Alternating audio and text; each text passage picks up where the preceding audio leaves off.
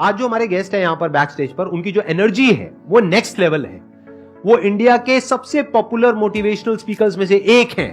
Please give an energetic and warm welcome to the one and only Sonu Sharma.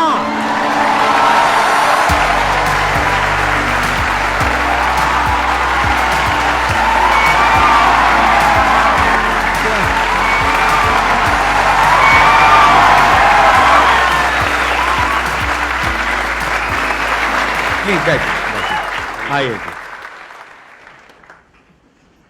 सबसे पहले तो गुस्सा है इन पे बहुत ज्यादा। क्या गुस्ताखी हो गई सर? देखो, ऐसा होता है कि आपके जो ऑडियंस है ना, वो आपको बार बार प्रेशराइज कर रहे हैं। आप वहां गए, आप वहां क्यों नहीं जा रहे? अरे मैंने कहा अच्छी बदमाशी नहीं जाते हम।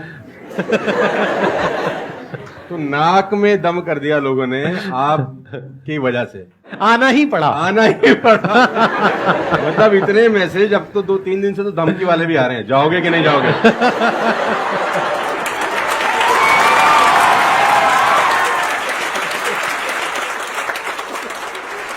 इस बहाने मिलना तो हो गया ना सर? इस बहाने मिलना हो गया। और मैं जानता हूं कि 2-2.5 महीने से हम लोग प्रोसेस में थे कि आपके से मुलाकात होगा, लेकिन अच्छा लगा बच्चों की एनर्जी देखकर और आपसे मिलकर वाकई में।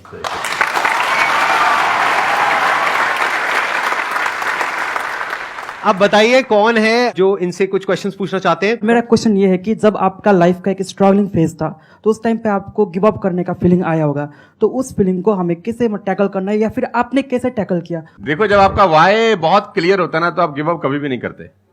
कोई भी चीज क्यों करना है, ये सबसे इंपॉर्टेंट रोल प्ले करता है। There is a book by Simon Sinek called learn your why, कि आप कोई भी काम क्यों कर रहे हैं, है ना। तो अगर आप उस किताब को पढ़ेंगे ना, तो आपको बहुत सारी चीजें सीखने को मिलेंगी। वाई बहुत इंपॉर्टेंट है। मतलब अगर आपका वाई क्लियर है ना, तो कोई भी ऑब्स्टिकल गिराने के बाद, आप गिरने के बाद, नीचे गिरने के बाद आप अपने आप उठ खड़े हो जाते हैं। तो वाई स्ट्रांग होना चाहिए, और वही लोग उठने ही खड़े होते हैं जिनका वाई स्ट्रांग नहीं है। मैं एग्जांपल देके समझाता हूं आपको। अब फॉर एन एग्जांपल मैं आपको वुडन स्ट्रोक दूं, 2 फुट जिसका विड्थ हो और 30 फीट जिसका लेंथ हो, और आपको बोलूं मैं यहां से वहां आपको ट्रेवल करना है उसके ऊपर चल के, और मैं आपको 10,000 रुपए दूंगा, तो आप चल लेंगे बहुत आराम से। आप सवाल को ट्विस्ट करते हैं। अब उसी फट्टे को मैं 100 माले की 2 बिल्डिंग के बीच में लगा दूं, अब आप चलेंगे? लेकिन मैं अगर आपको अभी भी चलवा दूं तो आप अभी भी चलेंगे। अगर आपको पता हो कि दूसरी बिल्डिंग में आपकी बेटी है और उस बिल्डिंग में आग लग गई है, और मैं आपको 1 रुपया भी नहीं दूंगा, फिर भी आप चलेंगे, बिकॉज आपका वाई क्लियर है। जब जब आपका वाई क्लियर होता है ना, तो कोई भी ऑब्स्टिकल, कोई भी गिरावट आपको कभी रोक नहीं सकती। लेकिन जब वाई क्लियर नहीं होता, तो छोटी सी छोटी ऑब्स्टिकल भी आपको वापस ले जाती है जहां से आपने जर्नी स्टार्ट किया होता है। वाई इंपॉर्टेंट है।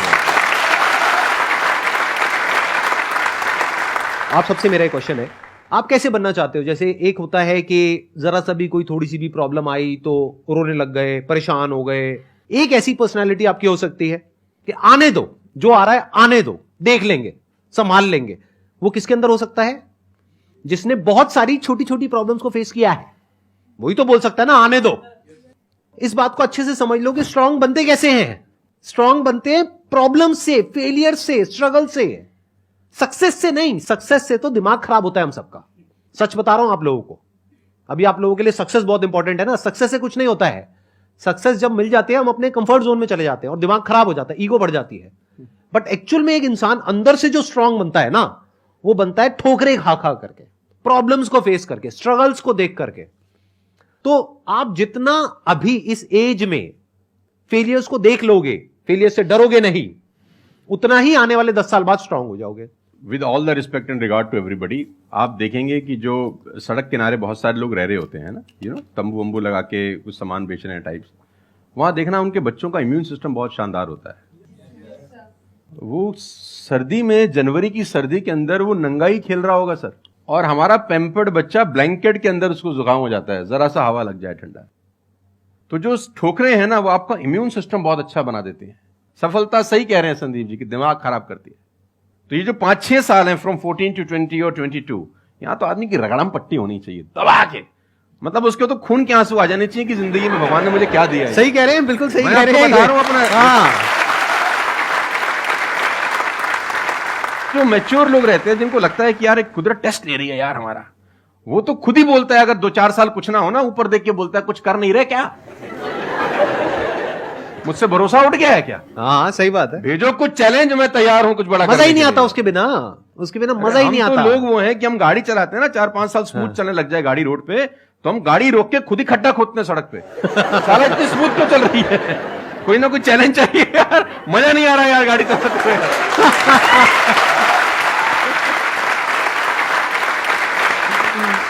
तो चैलेंजेस आपका इम्यून सिस्टम बहुत अच्छा करती हैं, और मेरे हिसाब से 14 और 20 साल का जो एज है, इसमें तो खूब पिटाई होनी चाहिए आदमी की, खूब रगड़ा पट्टी होनी चाहिए, ताकि उसका इम्यूनिटी एक बार अच्छी हो जाए, बाकी का उसका जो 60-70 साल का जिंदगी है ना, वो लोहा हो जाता है। आपको खुद पे भरोसा रखना बहुत जरूरी है। दुनिया तो नहीं करेगी, ये तय है। दुनिया तो चड्डे में बम लगाएगी आपके। हाँ, तकलीफ ये नहीं है कि चड्डे में बम लगाएगी, तकलीफ ये है कि रिमोट भी अपने हाथ में रखेगी जब मन करे। हाँ, जब मन करेगी वो ठास। सही दुनिया बात पे है। भरोसा नहीं करेगी, ये तय है। लेकिन अगर आपने भी भरोसा नहीं किया अपने ऊपर, तो मुझे लगता नहीं है कि वो ऊपर जाएंगे तो वो खुश होगा। वो कहेगा मैंने क्या बना के भेजा था यार, तुमने साला खुद पे ट्रस्ट नहीं किया यार। मेरा ये मानना है कि आदमी पहाड़ की चोटी से गिर जाए ना, वापस खड़ा हो जाता है। ऊंट से गिर के भी खड़ा हो सकता है, लेकिन अपनी नजर में गिर जाए ना, फिर आदमी खड़ा नहीं होता कभी। तो हमारे को अपनी नजर में खड़ा होना है। मेरा एक क्वेश्चन है आपसे, ये जो आप अपने वीडियोस में बार बार साला साला बोलते हो, तो आपका साला एक्चुअल में है या नहीं है? नहीं, बिल्कुल है, हष्ट-पुष्ट है। कहते हैं ना, सारी खुदाई एक तरफ। एक्चुअली मैं उसको याद करता हूँ, लोग कुछ और वही में क्या आजकल का जो दौर है ना, जो मुझे कई बार लोग बोलते हैं आप साला मत बोला करिए, लेकिन साला बोलने से जो वजन बढ़ता है ना बात में, वो कुछ और शब्द उसको भरपाई नहीं कर पाता। वो उसकी भरपाई नहीं हो पाती। और कभी कभी जैसे लोग मुझे बोलते हैं मत यूज करो, ये वो आदमी है जो नेटफ्लिक्स देख रहा है और न जाने क्या क्या देख रहा है और क्या क्या सुन रहा है, लेकिन उसको मेरे से पंगा है थोड़ा सा। हर आदमी रहता है ना कि इस देश में हर आदमी से खुश हो सकता है क्या? If everybody likes you have a serious problem, है ना? अगर दुनिया में सब आपको पसंद करते हैं तो आप में कोई प्रॉब्लम है, फिर आपने कोई समझौते ही किए हैं जीवन के अंदर। हाँ। तो मैं वो जानबूझ के बोलता हूं, क्योंकि उसका जो वजन है ना यार, मैं और बोलना चाहता हूं और भी कुछ लेकिन रोक लेते हो।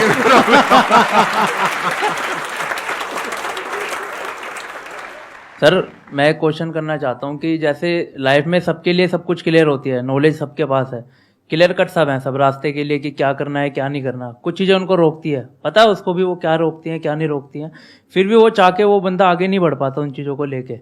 एक नेगेटिविटी उसको रोकती है और उसकी सराउंडिंग उसको रोकती है, मैटर करता है, उसको सब पता है करना क्या है, फिर भी वो रुकता है। सर इसके लिए कोई ऐसा आंसर दो, आज तक किसी ने दिया ना और क्लियर कट होगा। भगवान कृष्ण पांडवों के तरफ से गए 5 गांव मांगने हस्तिनापुर, शांति प्रस्ताव लेके गए कि 5 गांव आप पांडवों को दे दो, बड़े संतोषी हैं, वो लड़ाई वड़ाई नहीं करेंगे और पूरी महाभारत टल जाएगी, खत्म, कोई दिक्कत ही नहीं है। तो दुर्योधन ने बोला कि सुई के नोक बराबर भी जमीन नहीं दूंगा। तो भगवान कृष्ण दुर्योधन से बोलते हैं ये धर्म है? उसने बोला मैं जानता हूं धर्म है। उसने बोला करता क्यों है? बोला पता नहीं ऐसी कोई शक्ति है जो मुझसे करवाती है।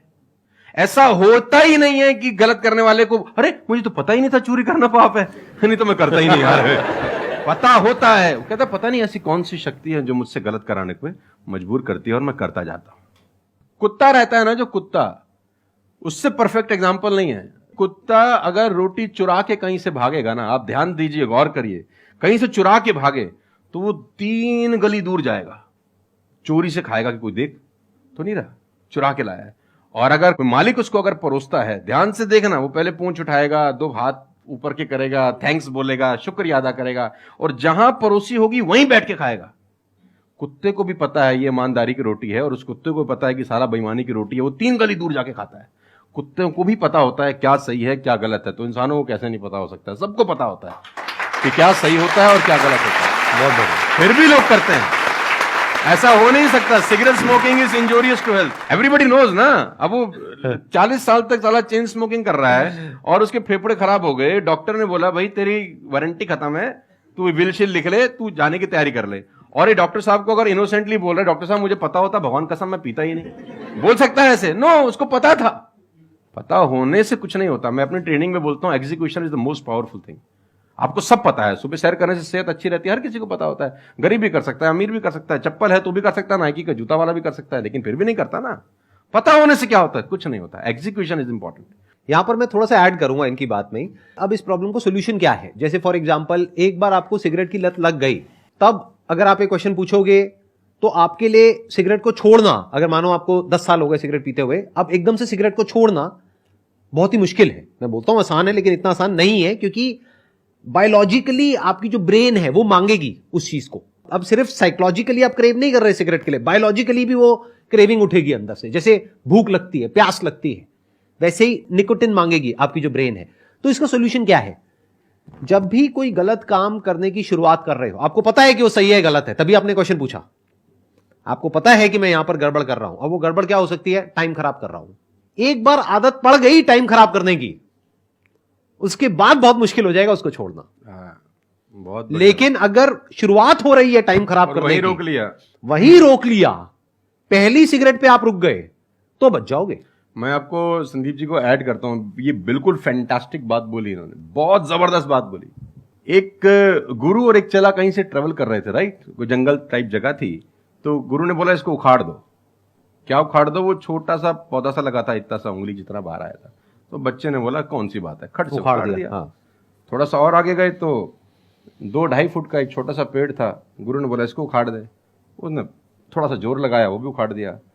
फिर 4-5 फुट लंबा पेड़ था। गुरु ने बोला अब इसको उखाड़ दे। थोड़ी सी उसको मेहनत लग रही, लेकिन उसने फाइनली इसको भी रिमूव कर दिया। अब एक बरगद का पेड़ था करीब करीब 20 फीट ऊंचा। गुरु ने बोला अब इसको उखाड़। बोला महाराज कैसी बातें करते हुए, कैसे उखड़ेगा? बोला यही सिखाना चाह रहा था कि एक बार जड़ें गहरी हो जाए ना, तो उसको उखाड़ना बहुत मुश्किल होता है।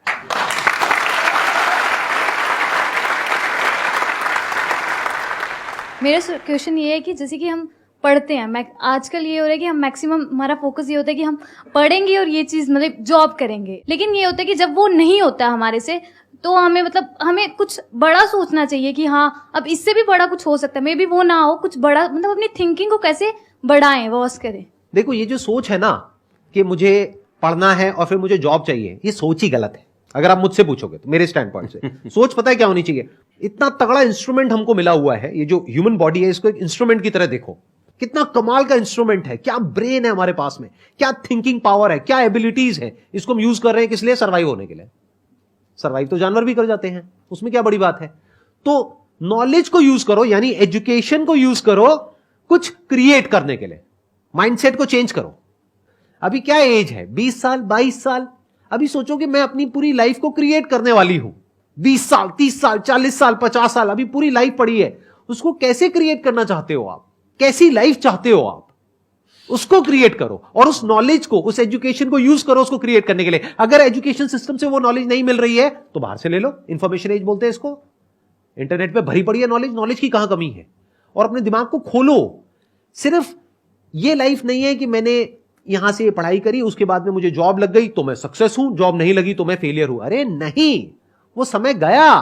आज अनलिमिटेड ऑप्शंस हैं। फिर भी अगर हम ऐसी बात करते हैं तो इसका मतलब क्या है कि अभी हमारा दिमाग खुला नहीं है, दिमाग बंद है। बोलते हैं ना, mind is like a parachute, it can't work unless it's open. तो दिमाग को खोलो, देखो दुनिया में क्या क्या हो रहा है। Job is not the only way to make money, there are lot of ways to make money. You must have that capability to create something of value for the society, for the world.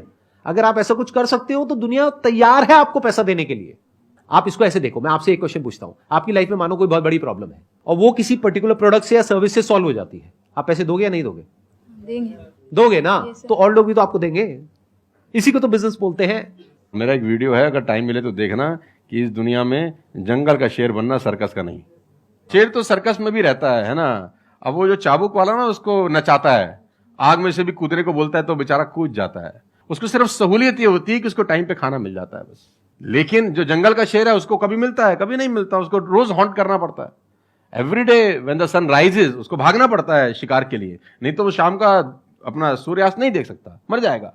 Daily भागना है, daily दौड़ है, daily लड़ाई है, daily जंग है उसकी। लेकिन सर्कस के साथ कोई जंग है ऐसी नहीं। उसको धूप की तकलीफ नहीं है, धूप उसको पड़ेगी नहीं, बारिश उस पर आएगी नहीं, सेफ सिक्योर है, मस्त रह रहा है, उसकी टेक केयर हो रही है। लेकिन साला कोई जिंदगी है? बच्चे भी पूंछ पे हाथ लगा के चले जाते हैं जब पूंछ बाहर घूम रही होती है। अब यही पिंजरा हटा दो, अब बच्चे को बोल हाथ लगाइयो, है ना? तो जिंदगी में बनना, तो जंगल का शेर बनना, चैलेंजेस होने चाहिए। आराम से 2 टाइम का खाना मिल जाएगा, वो तो सर्कस वाली कहानी है, मुझे सूट नहीं करती। जंगल में रहे, खाना मिलेगा नहीं मिलेगा लेकिन शान से जिएंगे। 100 साल की नालायक जिंदगी से 30 साल की साले शानदार जिंदगी ज्यादा अच्छी है।